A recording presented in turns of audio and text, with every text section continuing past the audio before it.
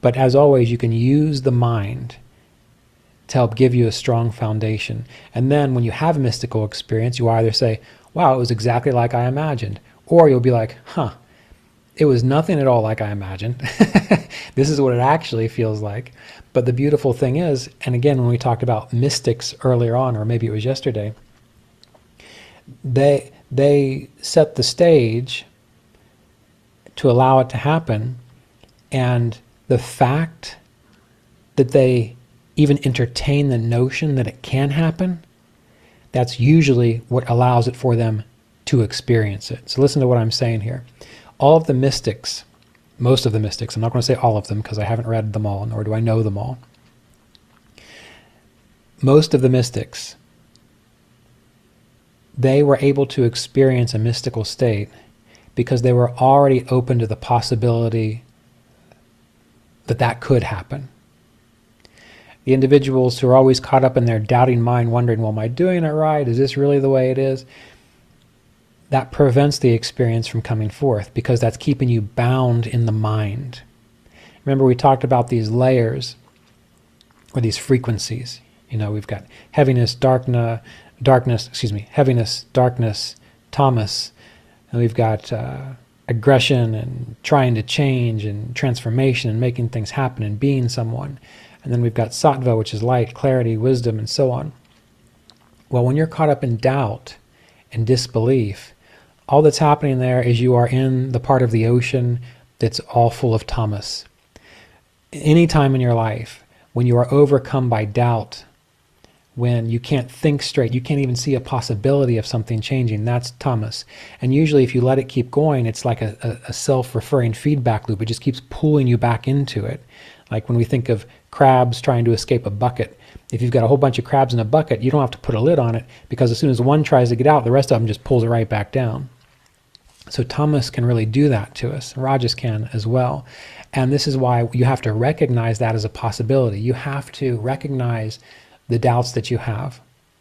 Not to push them away, not to repress them, but to say, yes, I have doubts. Right now I'm experiencing waves of tamas, of delusion. T-A-M-A-S, the guna. And by recognizing it, the way you shift out of it is by saying, yeah, but what if it wasn't this way? And you might not be able to logically, methodically, or rationally find your way out, but the light can shine through the moment you start to imagine, but maybe there is another way. Maybe I can succeed here, or maybe it doesn't have to go this way. Maybe my mind doesn't have to stay stuck in this doubting space. The moment you start to imagine that it is possible to rise above a doubt, you start to let the light in, you start to let sattva in. So the same is true with the mystical experience. If you are always doubting, oh, maybe my guru doesn't know what he's talking about. Well, does this technique really work? I mean, really, where did this come from? Is God even real? All that stuff.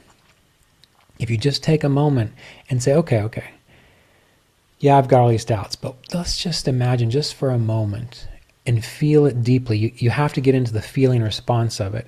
What if it was possible? And usually when you have that opening, that maybe, it's like your chest is opening. It's like a door is opening and a glimmer of hope kind of comes through. A glimmer of faith, that's better than hope, but a glimmer of faith comes through. And if you can kind of stay with it and imagine, yes, okay, so what would it really be like if I could experience this, if it was possible? And by doing that, you are opening the door, you're creating the current, you're making it such that in time, you can naturally step into the mystical experience. And one of the most important ways to do that is to imagine, what would it be like? Now, as far as the list of possibilities here, I'm going to tell you what it's been like for me when I've touched it, and what it hasn't been like. So everything is as it should be. It is all for my growth and development. Yes. Anytime I have reached a place that could be labeled as mystical, that is the overwhelming feeling. That, despite everything that's gone on, it's exactly as it should have been. And it's all been for my growth and my development. We talked about that earlier today. I lose all fears, attachments, etc., and just be free. Well, you lose your identification to, I've lost my identification with my fears. Knowing I have a personality, I've still got a few fears in there, but I don't take them as seriously. Being completely absorbed in the divine where all thoughts fade away, complete peace. Possibly. We'd have to define what you mean by absorbed in the divine, but where all thoughts fade away. You can have a mystical experience, but thoughts can still be present, but they're not defining you. They're not caging you in. And complete peace. That kind of goes back to what we talked about earlier of the sense of everything is as it should be.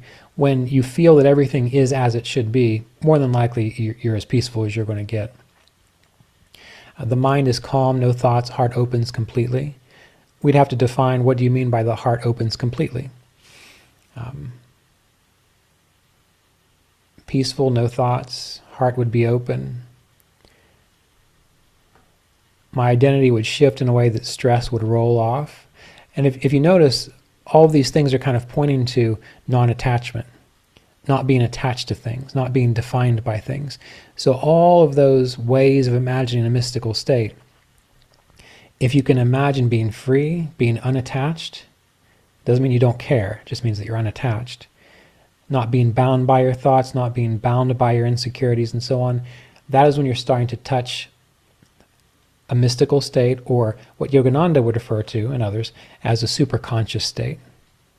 A state beyond the average human condition of thinking and worrying and all these kinds of things. Okay.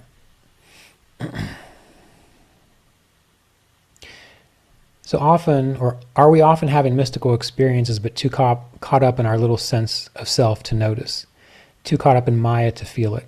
Growth is letting go of the distractions that prevent us from seeing or feeling the mystic experience of the divine.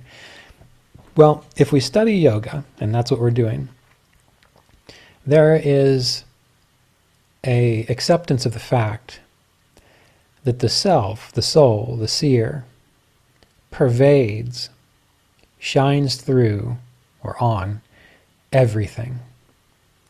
That means wherever you are, whatever you're doing, the self, spirit is there, shining, present. And so it speaks to this comment here.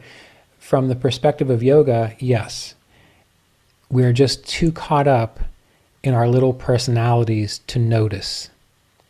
And when you're having a mystical experience, essentially what's happening is you are releasing attachment to the small sense of self.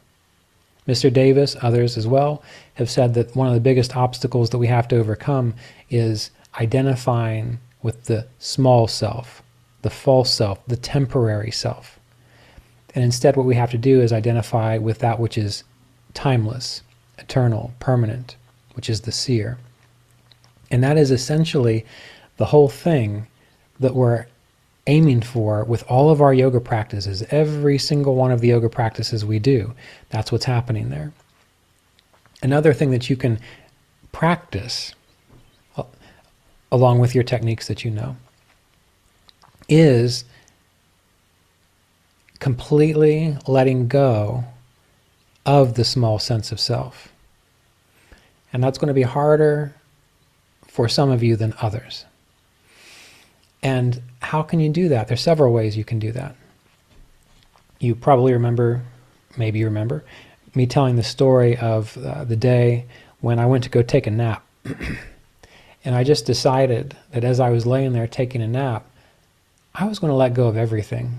Every worry, every relationship, every concern. And as I laid there and as I fell asleep, I just let my body relax. And if a stressor came up, I said, you know what? God's got it. God can take care of it. I consciously chose to let go of all of my relationships, even the good ones. My relationship to my wife, my relationship to my friends, my relationship to the people who get on my nerves. Every single one of the relationships that I could think of, I said, you know what? I give it up to God. I just completely let it go. The divine can take care of it. Any money issues I have, the divine can take care of it. Any health issues, the divine can take care of it. The worries about the future, the divine can take care of it. Is anyone going to show up to my workshops? The divine can take care of it. I meticulously laid there and went through each and every concept of myself that popped up into my mind. And I let it go. And I had the most peaceful nap I'd had in a long time. And when I woke up, I walked out into the living room, and my late wife, Melissa, she saw me and she looked at me and she said, "What have you been doing?" So just taking a nap. Why? She says, "You look like you're glowing. You look radiant, and you're smiling an awful lot." And that stuck with me, because it revealed to me, oh, okay, this is what Roy's been saying all along. We just have to let go of this false sense of self, and then this light, or this purity, pure consciousness can shine right on through. And when you meet an enlightened being, or someone who's as close to enlightened as you're going to get in this lifetime, what you're seeing is the lightness of their being.